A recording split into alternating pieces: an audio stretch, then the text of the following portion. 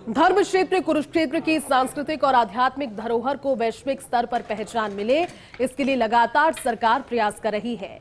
और इसी कड़ी में कुरुक्षेत्र विकास बोर्ड की 82वीं बैठक आज राज्यपाल एवं बोर्ड अध्यक्ष बंडारू दत्तात्रेय की अध्यक्षता में संपन्न हो गई। इस बैठक में मुख्यमंत्री नायब सिंह सैनी बतौर उपाध्यक्ष शामिल हुए। इस अवसर पर कैबिनेट मंत्री विपुल गोयल भी उपस्थित रहे। देखिए ये खास रिपोर्ट।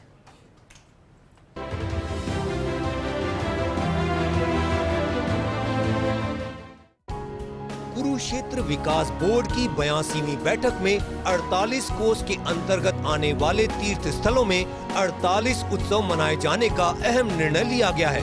राज्यपाल और बोर्ड अध्यक्ष बंडारू दत्तात्रेय ने कहा कि देश भर में कुरुक्षेत्र की विस्तृत पहचान बने, इसके लिए सभी को मिलजुल कर प्रयास करने होंगे।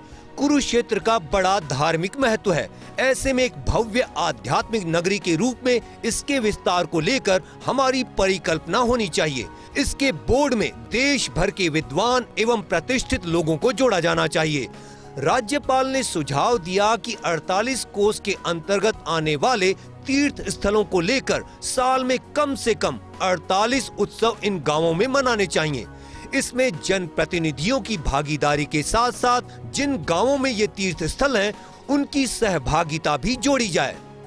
बैठक में मुख्यमंत्री नायब सिंह सैनी ने कहा कि सरकार का उद्देश्य है कि धर्म क्षेत्र कुरुक्षेत्र की सांस्कृतिक और आध्यात्मिक धरोहर को वैश्विक स्तर पर पहचान मिले। उन्होंने कहा कि ऐसी व्यवस्था की जाए कि अगर कोई यहां आए तो उसे एहसास हो कि वो उस पवित्र धरा पर आया है जो महाभारत के इतिहास से जुड़ी है। इसके लिए यहाँ पर धार्मिक और पर्यटन के नजरिए से हमें पर्यटकों के लिए आधुनिक व्यवस्थाएं करनी होंगी। बैठक के दौरान बोर्ड के पदाधिकारियों और अधिकारियों के समक्ष कुरुक्षेत्र के विकास के पहलुओं को लेकर चर्चा हुई, जिसमें सफाई व्यवस्था, सरोवर के रखरखाव, नवीनीकरण और ट्रांसपोर्टेशन की व्यवस्था करने के साथ साथ मेला एरिया में विकास को लेकर चर्चा हुई है। बैठक में अलग अलग स्थानों पर चल रहे विकास कार्यों की समीक्षा की गई, साथ ही प्रोजेक्ट्स में तेजी लाने के निर्देश भी दिए गए। मुख्यमंत्री नायब सिंह सैनी ने कुरुक्षेत्र में चौक और प्रवेश द्वार को चिन्हित करने के निर्देश दिए हैं। इन्हें महाभारत की थीम का रूप दिया जाएगा। ज्योति सर की तरफ से आने वाले रास्ते पर लगे सुदर्शन चक्र को भी दोबारा बनाया जाएगा, जिसमें लाइटिंग करने के साथ साथ भगवान श्री कृष्ण की प्रतिमा भी स्थापित होगी। बैठक में ब्रह्म सरोवर के प्रवेश द्वार के नाम भी तय करने के बारे में चर्चा हुई। ज्योतिसर तीर्थ परिसर के आसपास ग्रीनरी की व्यवस्था करने के भी संबंधित विभाग को निर्देश दिए गए हैं। पूरे शहर में पेंटिंग और रेलवे ब्रिज के नजदीक भी श्लोक इत्यादि लिखने के बारे में भी बैठक में चर्चा हुई। कुरुक्षेत्र विकास बोर्ड की बैठक में निर्णय हुआ है कि कुरुक्षेत्र में इलेक्ट्रिक बसें चलाई जाएंगी। इन बसों को 48 कोस के अंतर्गत आने वाले तीर्थों के साथ कनेक्ट किया जाएगा। बसों के अंदर रूट मैप भी लगाया जाएगा। डेली वेज पास की व्यवस्था भी रहेगी। बैठक में मौजूद अधिकारियों को निर्देश दिए गए हैं कि डेली वेज पास न सिर्फ बस में चलेंगे, साथ ही कुरुक्षेत्र में बने अलग अलग स्थलों पर भी एंट्री पास के रूप में भी काम आ सकेंगे। बैठक में 48 कोस के बारे में बताया गया कि बोर्ड के अधिकारियों की कमेटी द्वारा 48 कोस कुरुक्षेत्र भूमि में पहले चिन्हित 164 तीर्थ स्थलों के अतिरिक्त अब 18 नए तीर्थों के सर्वेक्षण का कार्य पूरा कर लिया है। इन स्थलों पर होने वाले निर्माण के डिजाइन इत्यादि को लेकर पीपीटी भी दिखाई गई, जिसमें विस्तार से बताया गया कि इनका डिजाइन एक तरह का होगा, साथ ही इस्तेमाल होने वाले रंग, प्रवेश द्वार, पार्क, हॉल भी एक प्रकार के ही बनेंगे।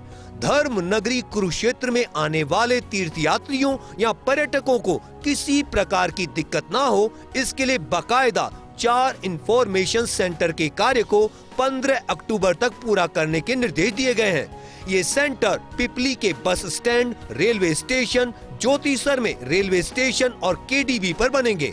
इन सेंटर्स के जरिए कोई भी व्यक्ति कुरुक्षेत्र के बारे में कुछ भी जान सकेगा। बाकायदा इनके पास कुरुक्षेत्र की जानकारी मुहैया करवाने वाले पोस्टर, बुकलेट भी उपलब्ध रहेगी, जिनमें होटल, टूरिस्ट पैलेस, मुख्य जानकारी सहित कई पहलुओं का समावेश होगा। मुख्यमंत्री नायब सिंह सैनी ने कहा कि यहाँ स्थापित होने वाली प्रतिमा ऐतिहासिक स्थलों के पास बोर्ड भी लगाना सुनिश्चित किया जाए। इन बोर्ड पर उस एरिया के इतिहास का उल्लेख हो, जैसे अगर वहाँ बाण गंगा की प्रतिमा है तो बताया जाए कि इसके पीछे का इतिहास क्या है। साथ ही ऐसे ही भीष्म कुंड और अन्य जगहों को चिन्हित कर उनके सौंदर्यीकरण के साथ साथ इस प्रकार के पहलुओं को अंकित किया जाए। बैठक में गीता मनीषी स्वामी ज्ञानानंद ने कहा कि धर्म नगरी कुरुक्षेत्र को भव्य रूप देने के लिए हम सब मिलकर प्रयास कर रहे हैं।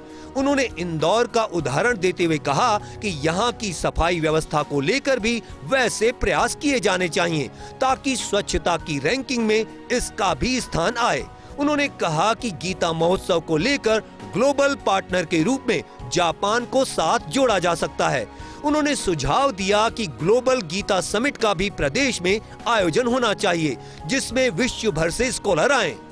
Doctor Thaneshwar Sharma, first India news, Chandigarh.